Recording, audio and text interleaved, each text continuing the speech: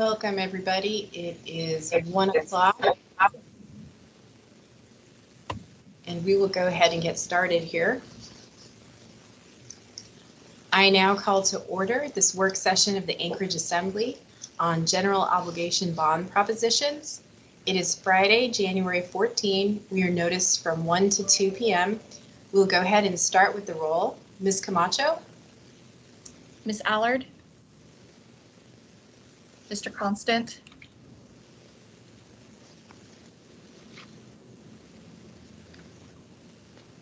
Mr. Constant, are you there?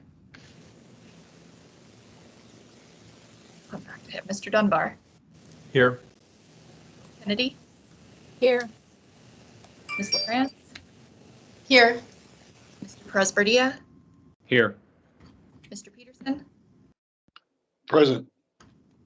Davidson? Mr. Rivera?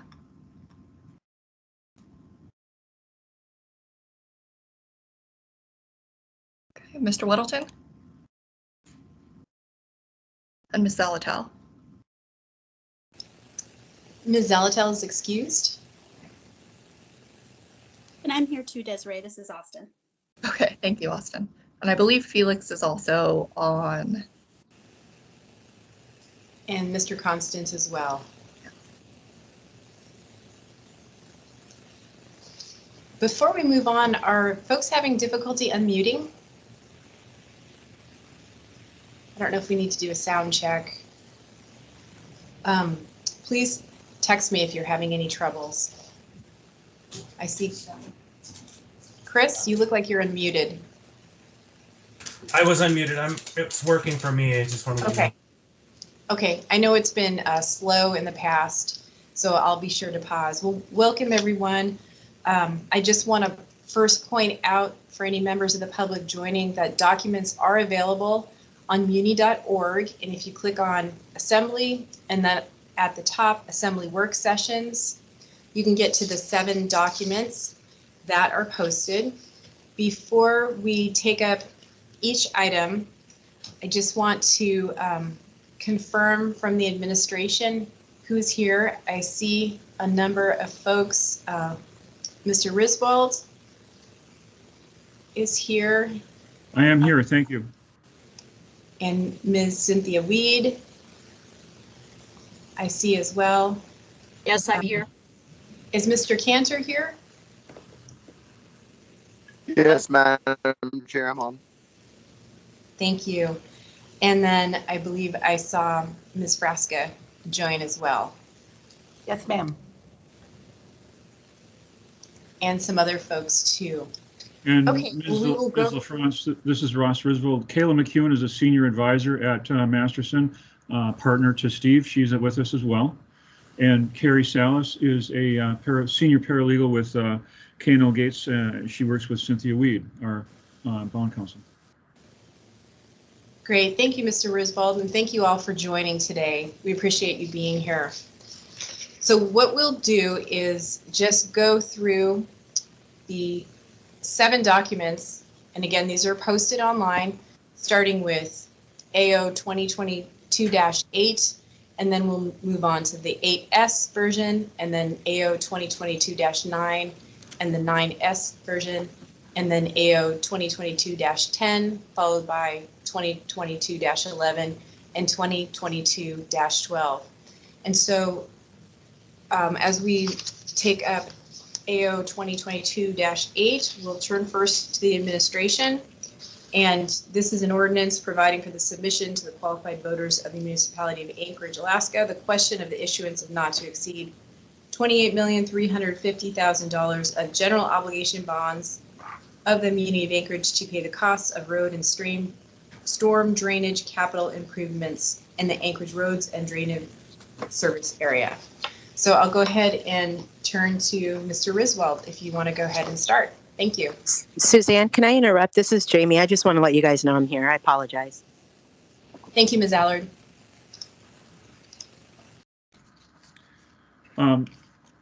Let's just bear with me for a moment here. Yes, Ms. LaFrance, thank you. is for the Anchorage Roads and Drainage Service Area. We call it ARDSA, as everybody knows. This is was a $28 million proposition, of course modified with an S version, laid on the table the other night to be $38 million. And this accomplishes the capital improvement budget that has been approved by the Assembly. And so we are bringing this forward for as a bond ballot proposition, and it's for the ARDSA service area. And it's also backed by the full faith and credit of the municipality as a general obligation bond, and that's the bond. Those bonds, that credit, I might say, of the municipality is the one that is rated AA+ by Standard & Poor's and AA+ by Fitch Ratings. So I'll be glad to take any questions, recognizing certainly that there was a late on the table item on Tuesday evening. Thank you, Mr. Risvold. I do want to note that Mr. Weddleton joined us at 1:05 p.m. and that per the municipal manager, Ms. Nabosky, there are multiple directors on the line to answer project-specific questions: PM&E, PW, PWA, Transit, AFD, OMB, and Parks and Rec. And with that, if members have any questions, please go ahead and put yourself in the queue through the chat or text me.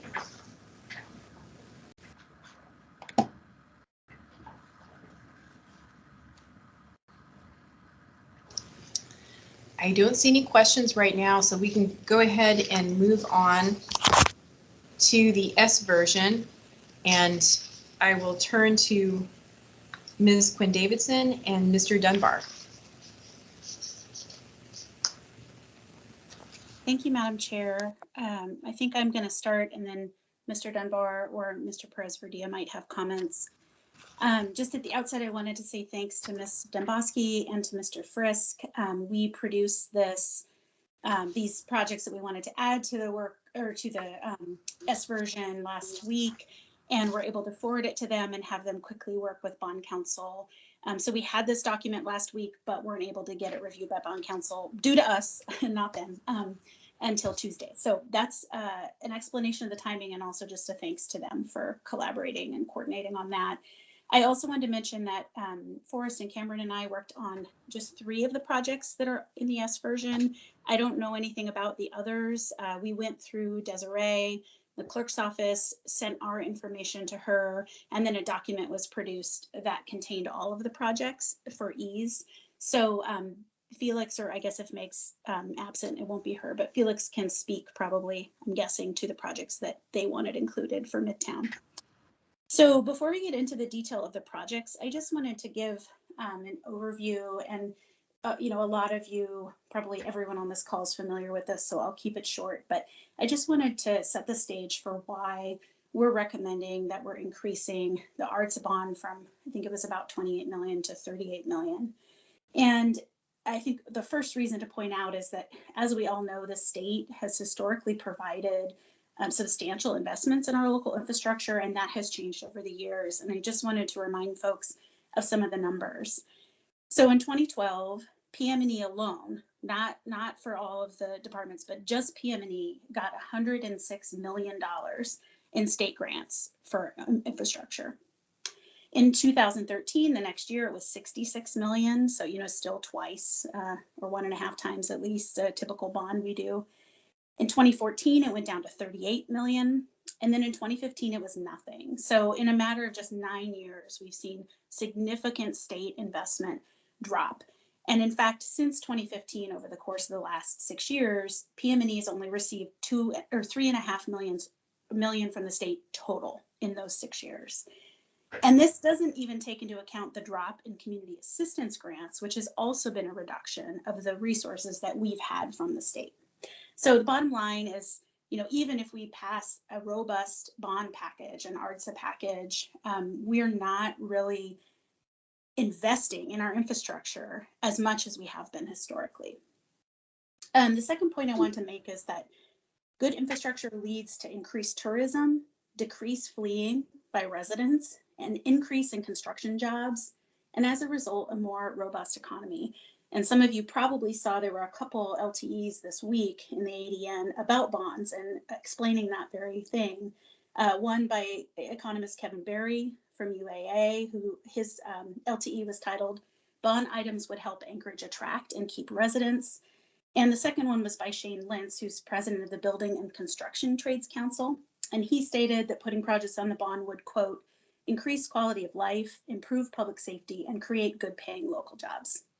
On top of that, McKinsey & Co. did a report in 2020 that concluded that benefits of infrastructure projects include economic growth from the construction, and that includes both wages for workers and growth opportunities for local suppliers. 2, an uptick in local property taxes caused by things such as the building of a road in a given area that might increase home values. And 3, an improvement to residents' quality of life, which, as we know, is one of the assembly pillars, and that is due to improvements such as parks, trails, etc. The third reason that this makes sense to go with the S version is that now is the right time to have a robust bond package. Like those of us who have refinanced our homes know, and I just did that, bonds are at historic lows, and this is the right time to take on debt. Now I want to speak to ARDSA specifically, and then we can talk about the park bond as well, since there's an S version for either or for each. To start, I think most of you are familiar with this, but I just want to note that the public consistently supports road bonds in almost every year that this bond has been brought to the voter, irrespective of the amount, I'll note, and some years have been higher than what we're proposing, including the year before last. Residents have voted 58 to 65% to approve that bond. Let's see what else I want to say. Just for reference, the last 2 ARDSA bond packages put to the voters in 20 and 2021 respectively were 43 million and 36 million. The S version would put 38 million of an ARDSA bond in the 2022 ballot, which is still lower than the package was in the early 2000s, and that's not even accounting for inflation. Let's see. In addition to the other reasons that I just mentioned that are sort of more general, another good reason for the road bond is that it increases public safety outcomes. And I'm going to talk about a couple projects, and really the reason for those is public safety. Many of you are probably familiar with Vision Zero. We know that more people are dying on Anchorage roads. In 2020, there were 82 pedestrian-involved collisions and 9 pedestrian deaths. And as of July 2021, there were already 10 deaths. So deaths have been going up. And I know I'm speaking Mr. Weddelson's language here when I say that the way we've built our roads with these wide lanes that just encourage us to speed on through, and our lack of sidewalks and safety features is really, at least in part, to blame for some of these deaths. So with all of that background, I'll go ahead and discuss the project specifically, and then Mr. Perez-Verdia or Mr. Dunbar could weigh in if they'd like as well. So the first of the 3 projects that we're recommending including in the S version, the first is at Lois and 32nd. This would be for $2 million for design, utilities, and right-of-way. This project has been one of the top priorities for Spenard Community Council. For those of you who are familiar, or I guess those of you who aren't, it's located along Benson. If you were driving from where I live, out by Earthquake Park, along Benson, you would see Lois on the right-hand side right before you got to Cars. This project would apply to that area of Lois on down to 32nd, where you turn left, and that whole area sort of wraps around Aquarian School. Right now, there's just not sufficient sidewalks. Streets are dangerous. The pavement's breaking up.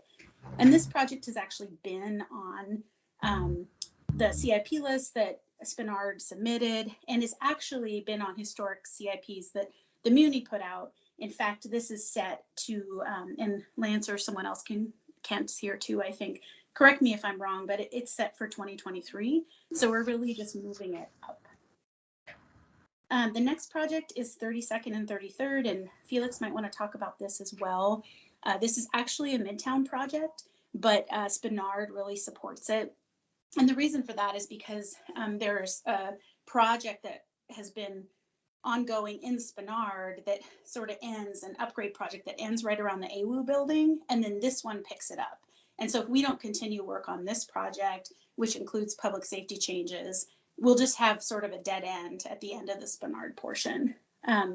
Spenard passed a resolution saying they supported both of these projects. And just a little more info about 32nd and 33rd. The S version would include $1 million for design. And my understanding is MOA has an existing contract with CRW Engineering, and these additional funds would just be needed for the remaining phases of the project.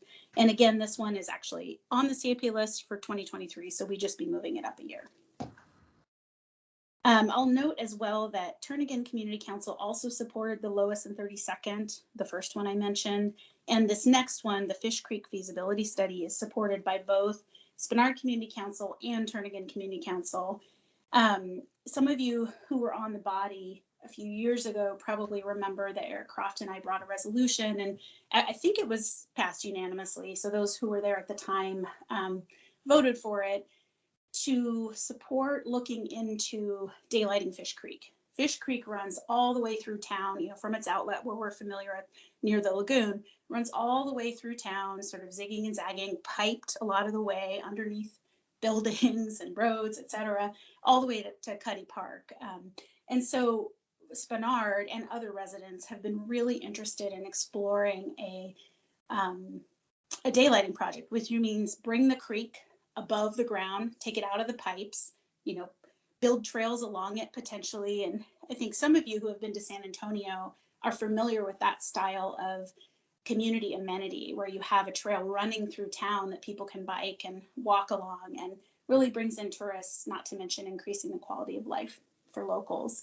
We know that would be a huge lift and it might not be possible, but all we're asking for is $320,000 to do a feasibility study.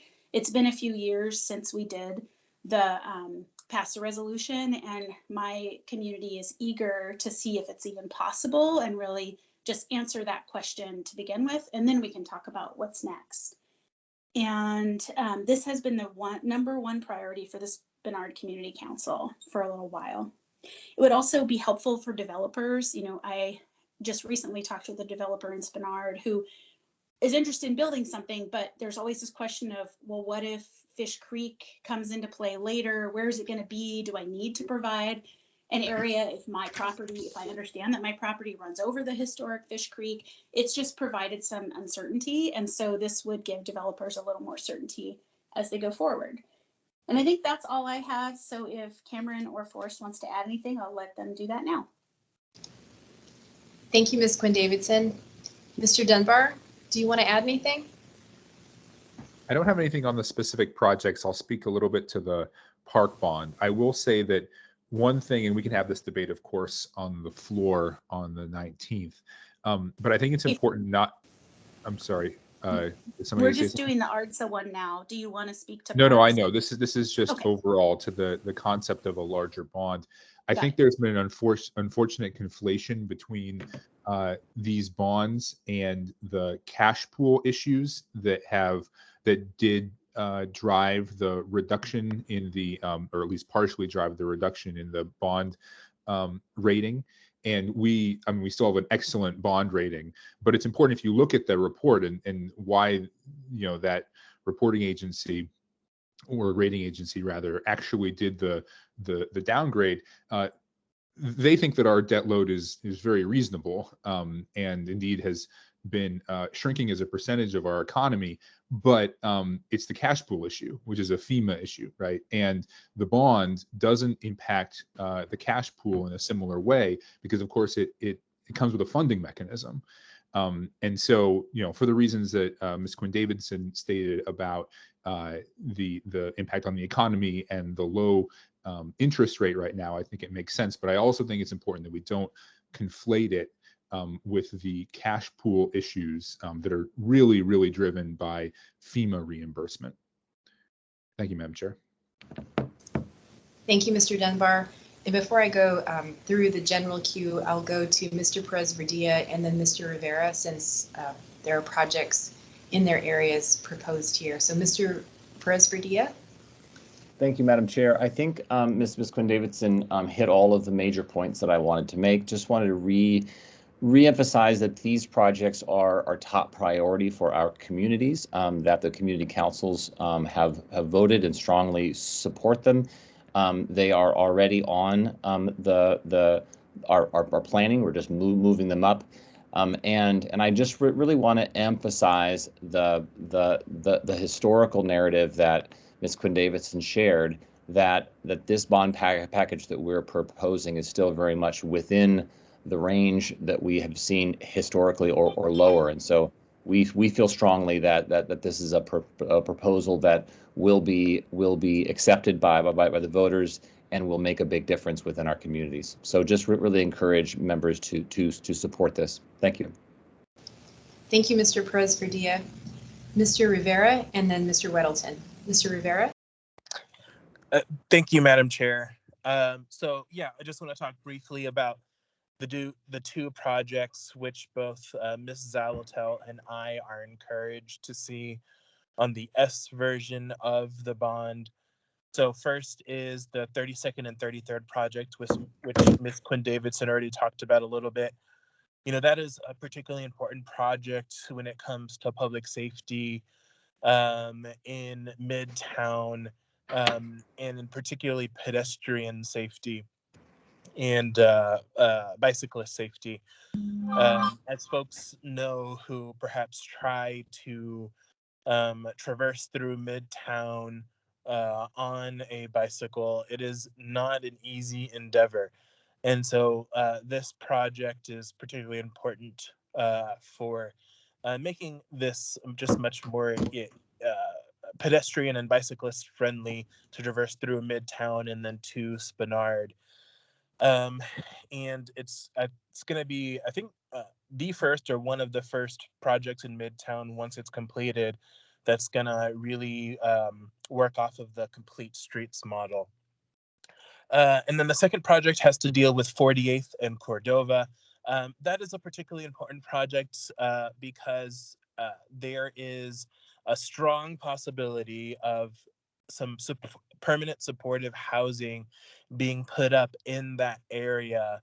And right now, if that permanent supportive housing were to be put up without the street improvements, it would cause, I think, a lot of negative outcomes and potentially just cost us more money down the road if we don't align the timeline for both the permanent supportive housing that's being considered for that area, as well as these street improvements. Now, I know that there are some Midtown businesses which are in that area, 48th and Cordova, who are very concerned and I would say opposed to the project. We, both Meg and I, are committed to continuing to work with these businesses on the design, because that is their main concern, is the design of the project and how it may impact their businesses. So, but aside from that, I think this is a particularly important project, especially as, we talked about yesterday at the Rules Committee meeting, the importance of all of these different levers when it comes to all of the important levers when it comes to how we deal with homelessness in Anchorage. Thank you. Thank you, Mr. Rivera. Next, we'll go to Mr. Weddleton, then Ms. Kennedy, then Mr. Dunbar. Mr. Weddleton? Yeah, thanks. I guess I got a number of comments on this. I think just to maybe slightly unrelated things, but Austin had said that my common comment is about we build roads that move more cars faster. That in particular is directed at DOT. The city does some pretty nice roads, very sensitive to all users.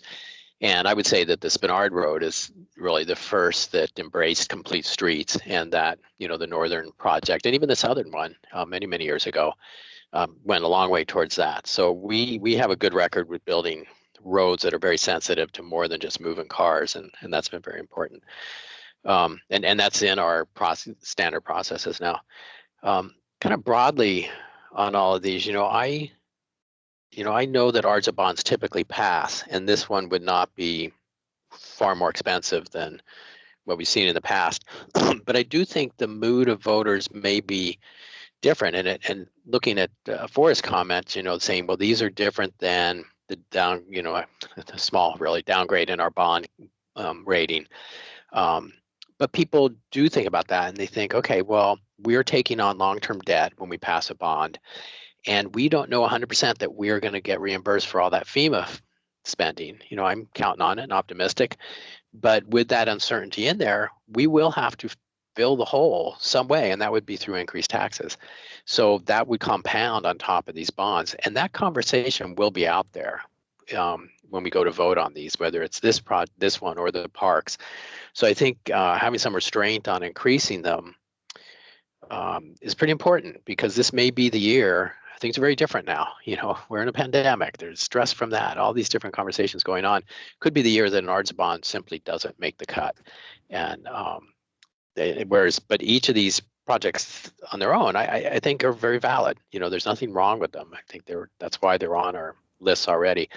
But I would say in defense of my position, there are some South Anchorage things that I would add to this, but I chose not to. When I looked at it, I said it's small. I think that's what we need right now. And that's, I think, when we voted on adding stuff to the capital improvement budget and shifting some of the dates on these things, I did not support most of those.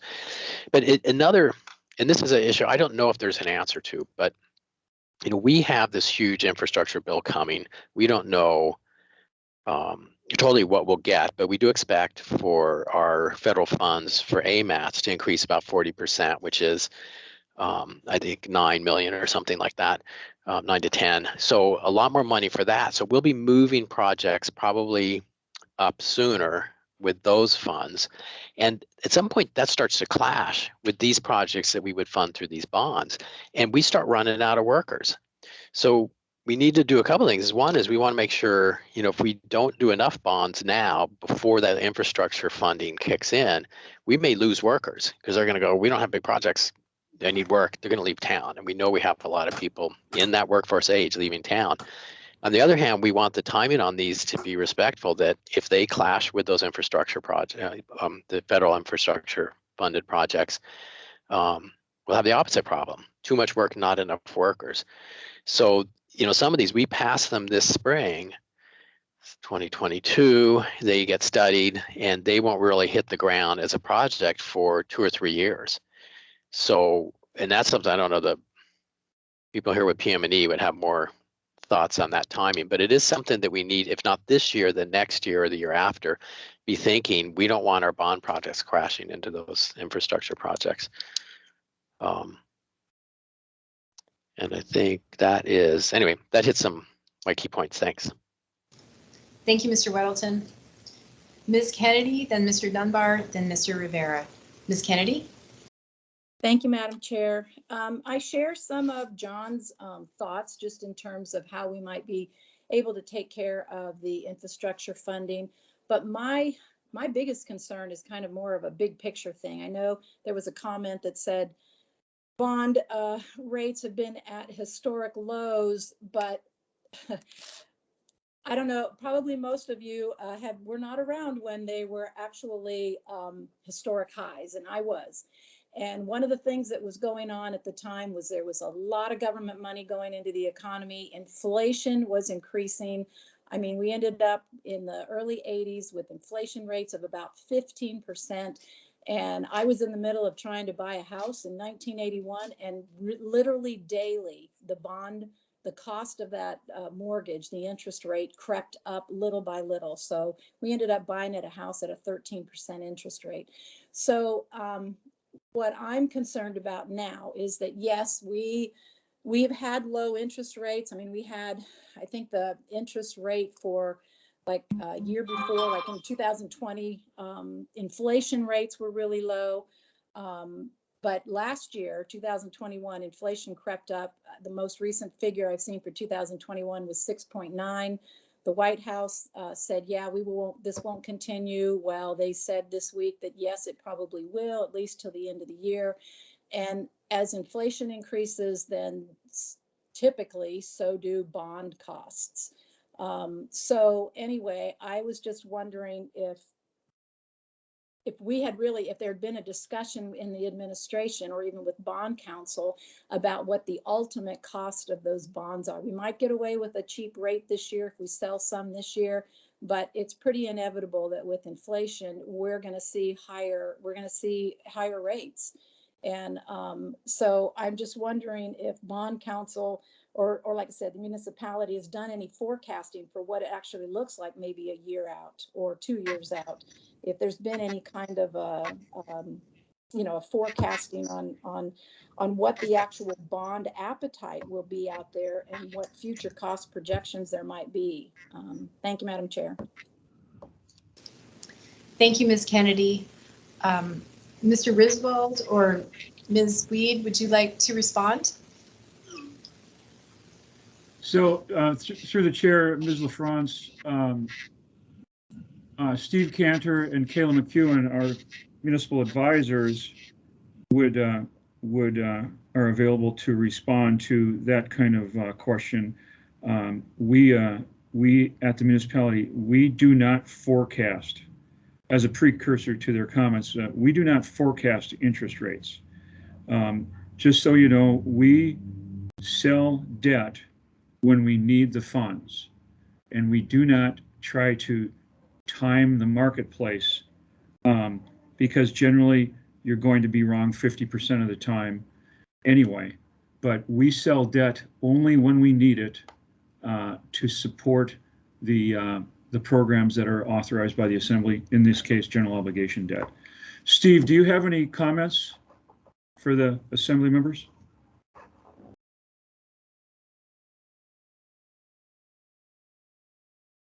And Steve, you're on mute if you're still with us.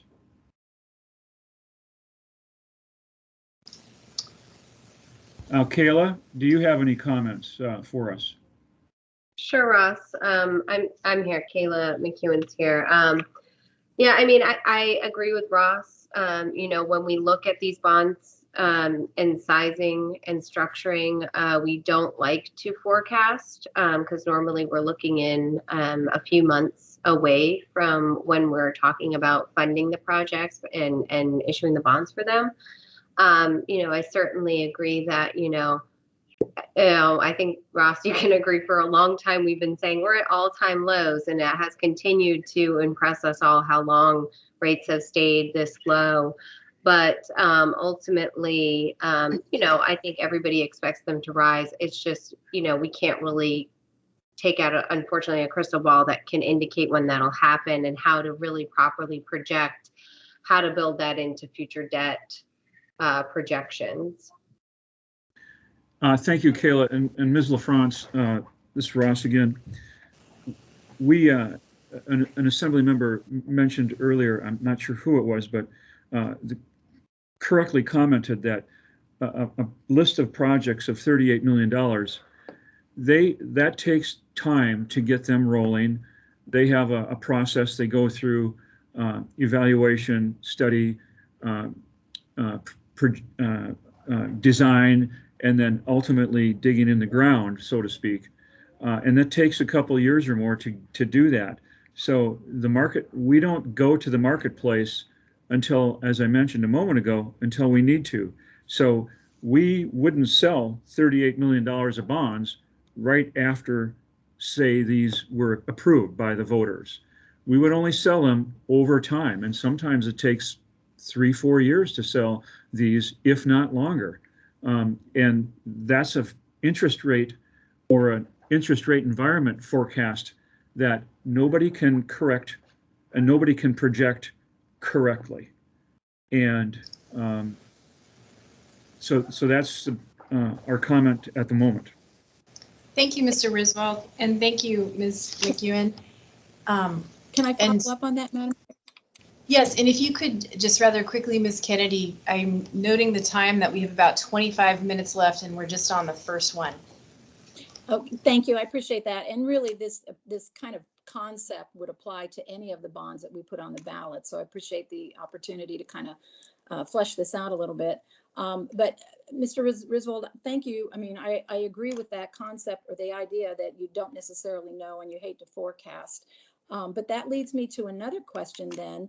When we typically put information on the ballot about how much it is going to cost a voter per 100,000, what are we are basing that then though on current rates. Is that true? And so if we are, then typically somebody could be voting for a bond that they have no idea what might cost a year, the 3 years from now, or 4 years from now, or 5 years from now down the road. Is that a true statement? Thank you. Ms. LaFrance and Ms. Kennedy, we use current interest rate assumptions for the summary of economic effects that are attached to the ordinance. And we do qualify, well, we note that at the bottom that this is based on current interest rate environment. And that's also based on the assumption that we would issue all the bonds at once. So the reader has a, what I might say, a full impact of the debt service projection for the next 5 years on that SCE. Were we to use current interest rates and issue the bonds all at once in one bond issue? And as I noted, we that's not reality, but what we've been always asked to reflect in that summary of economic effects. What would be the total impact were we to issue debt today and all of it? Certainly, there's numerous circumstances where it's an unending number of possibilities of when we'd issue these bonds and how much we'd issue. Well, that's very clarifying, and that does answer my question. So thank you very much. Thank you, Madam Chair. Thank you, Ms. Kennedy. Thank you, Mr. Risvold. So next in the queue is Mr. Dunbar, then Mr. Rivera, then Mr. Constant. Mr. Dunbar?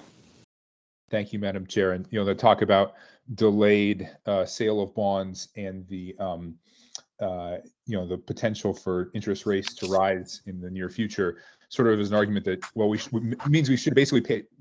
We should have put forward much larger bonds 3-4 years ago, and it's unfortunate we didn't. I have two questions: one for the administration, one for Felix. So I saw Ms. Demboski stated there are multiple directors online. So I was wondering if we could hear from the PME director or whoever works on this about the infrastructure bill that that John brought up. And so, as Mr. Risvold said, once we approve this, it gives permission for the municipality to go out into the bond market and finance these things. But I'm wondering, first, how are we developing that list of potential projects for the infrastructure bill? And for all of these projects, the mayor's and the ones that are being added, if there's infrastructure money available, can we use that instead of going out to the market? So that's my question. So how are we developing that list of projects that we hope to get funded through the infrastructure bill? We know we have way more projects than we have funds, given the CIPs we all see and the 5-year plans. And then with these projects, if in the next couple of years we do have the influx of federal money, can we use it on projects? Through the chair, Assemblymember LaFrance, this is Lance Wilbur, the Public Works Director. Thanks for the question. There are a lot of questions in that pile, Assemblymember Dunbar, but let me start with Mr. Weddleton's question. Yes, we do. I hope we are afforded with the opportunity to get more federal highway dollars coming into the municipality for our infrastructure. I think, as many of you are aware, while we may be getting more additional dollars, the same rules apply on delivering a federal aid project. And so typically we look for larger scale projects that we can fund with that. The other thing I would recognize that and we've done this in the past, both with the roadway projects and with the parks projects, if the federal aid dollars do come in more and they are programmatic, we typically use our bond funds to provide a match where it's required. And so if we do have the ability to receive more federal funds, we also want to be in a position where we have the ability to provide the match.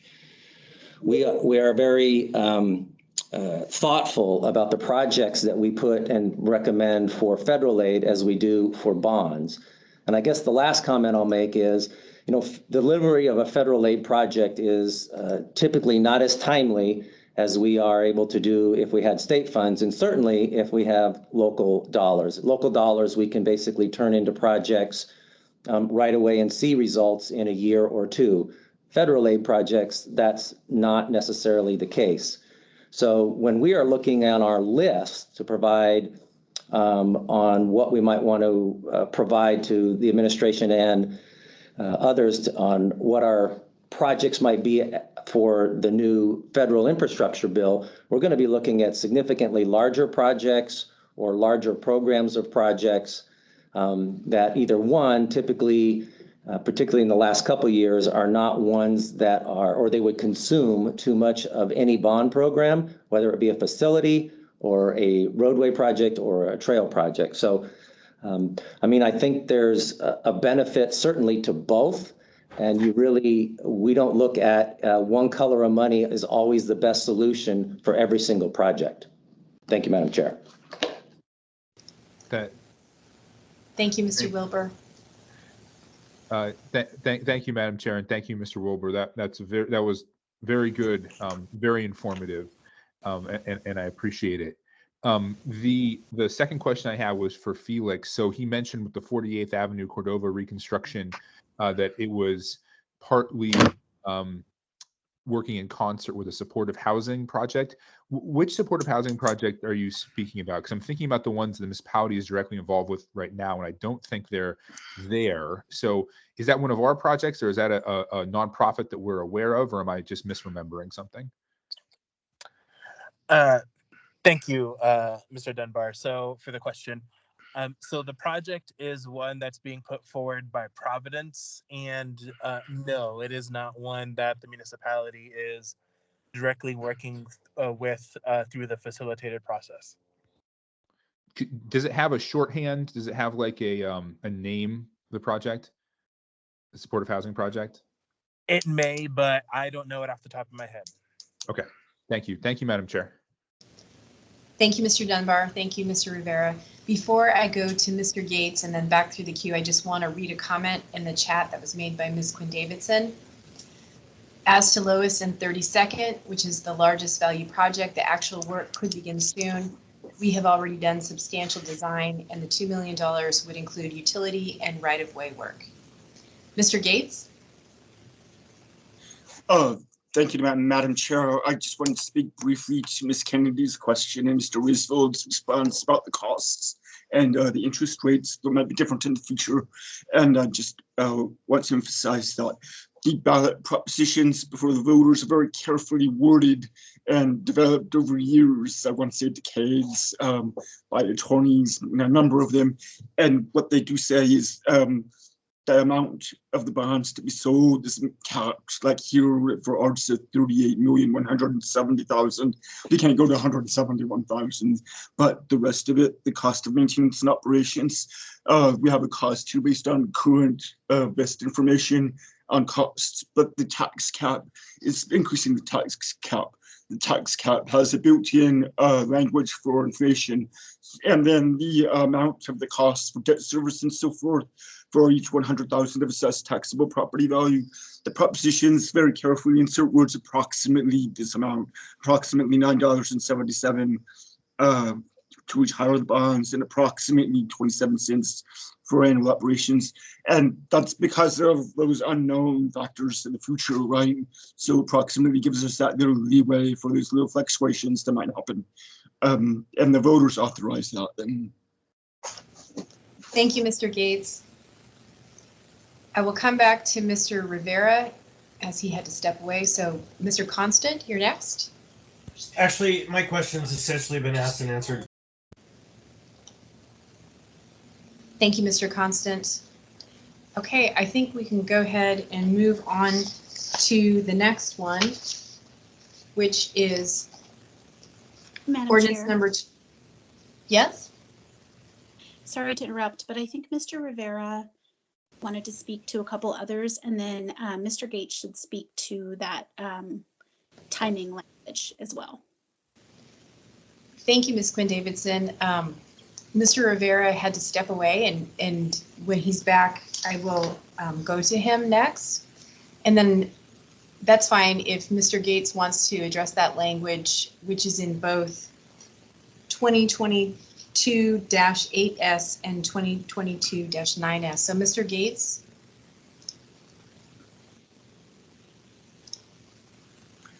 Yes, sure. So this language was inserted in new section 3. It basically waives that 70-day deadline that's in Municipal Code 2820-15A. That code section says assembly final action for measures placing propositions needs to be done 70 days before the election. So that date is January 25th. And here this year we have a situation where, and I think it's been well publicized, the mayor and the assembly see things differently in terms of the budget and the capital improvement budget. And now we see that manifested in the bonds, the projects that are being added by the S version. So of course, with that difference of perspective, there may be a veto by the mayor, that I think has been anticipated as a possibility, maybe not. And we don't expect that. I think for the bond propositions brought forth by the administration, approved by them, that have not been altered by the by S versions submitted by the assembly side. So we don't have this language of the others. We have those in those two S versions with the assembly members adding projects, and that's intended to allow, if necessary, if there's a veto for any veto override action that might occur shortly after January 25th, the deadline. And that's all this is intended to allow the whole legislative process and the checks and balances that are, immortalized in our charter to take place for these, rather than having this deadline cut off, either veto or the assembly's ability to vote to override it. Those processes are part of our government, and they should happen and not have this deadline arbitrarily cut off one side of it. So that's the only intent here, is to let that take place. And if you look at the timing, in charter, the mayor has up to 7 days to exercise the veto. And going to the outer limit there, this waiver just allows, and this special meeting that we have just accounts for all of that time. 7 days to exercise, a little time to do an override, and we would have all of that done, if necessary, and hopefully it's not necessary. So it's more of an abundance of caution, so that the bonds that we want for all these projects aren't suddenly canceled because of this deadline. So we think that's important. Thank you, Mr. Gates. And I will go back to Mr. Rivera. Mr. Rivera? Thank you, Madam Chair. So I know we're running out of time, but I briefly wanted to mention a few projects that I missed that are being added onto the S version. One of them is both a Midtown and an East Anchorage project, East 20th Ave pedestrian improvements. I think that one speaks for itself. That one's a very much a high priority for the Airport Heights Community Council, as that is a beloved park and area for that community council. Second is the Lower Road surface rehab and traffic calming. So as folks know, several years ago, the DOT pushed through 76th to Lower as part of their upgrades to Seward Highway. And there was a lot of pushback from the residents on Lower because they were concerned, rightfully so, about traffic issues. And so this project is meant to deal with that and address some of the traffic calming and some of the higher density usage of that street. And then next is the 64th Ave and Meadow Street area drainage improvements. So this is an area actually fairly close to Rolke Shul, and it has historically had drainage issues, and so this project is meant to deal with that. That is it. Thank you, Madam Chair. Thank you, Mr. Rivera. Mr. Constant? Yeah, and just on the point about Dean's language that we're adding, we just couldn't have anticipated when we set the meeting schedules the need for 8 extra days. And so we'll make sure to account for that in next year calendar. Thank you, Mr. Constant. Okay, I think we can go ahead and move on to AO 2022-9. I just want to note we have about 10 minutes left. And this is an ordinance providing for the submission to the qualified voters of the Muni of Anchorage. The question, the issuance of not to exceed $2,300,000 of general obligation bonds to pay the costs of constructing, renovating, and equipping park, trail, and recreational facilities capital improvements in the Parks and Rec Service area. And then the S version, which has the amount of $3,875,000. We'll start with Mr. Risvold. Any comments on the original version? Madam Chair, thank you. This is a similar concept to what we have just discussed with the ARTSA bonds, where we drafted a document with $2 million approximately, and recognizing the S version is moving it up to approximately $3.8 million. And again, this is, as someone else mentioned earlier, these are all very similar in format. And this, again, of course, is for the Parks and Rec in Anchorage. So I turn it over to you and your colleagues. Thank you, Mr. Risvold. We'll go first to Mr. Dunbar. Thank you, Madam Chair. And yeah, I'll note that Mr. Risvold, in his original presentation on the ARSDA bond, mentioned that the mayor's proposal conformed with the capital budget that we passed. But that's not the case in the BARC bond. We passed a capital budget that had these additional projects in it. And then the mayor submitted an ordinance that does not conform to the capital budget we passed. And so this S version just puts back in the projects that we already debated and already passed on the capital budget back in December. So there's not really much more to say about them. These are projects that are already on the capital budget. Thank you, Mr. Dunbar. Mr. Peterson? Thank you, Madam Chair. And I just wanted to let my fellow colleagues know that the Parks and Recreation Board Commission last night approved the Russian Jack Springs Park master plan improvements and it passed unanimously.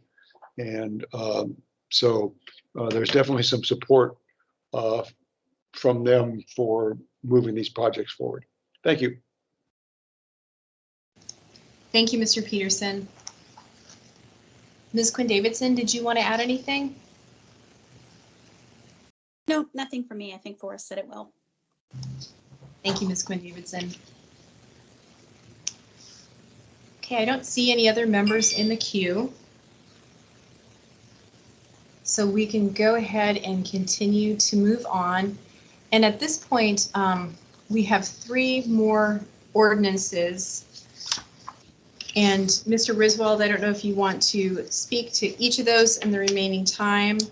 One is for 2022-10 is for $2,100,000 improvements in the Anchorage Fire Service area. 2022-11, $2.4 million for area-wide facilities capital improvement, and then AO 2022-12, $2,380,000 for area-wide public safety and transit improvements. Madam Chair, thank you. These 3 are very similar together. There is no S version, of course, and I do believe that they match up with the capital improvement budget that the Assembly has passed. The 3 of them are, as you mentioned, it's for fire, facilities, and public safety. And we welcome any questions you and your colleagues may have. Thank you, Mr. Risvold. Do members have any questions?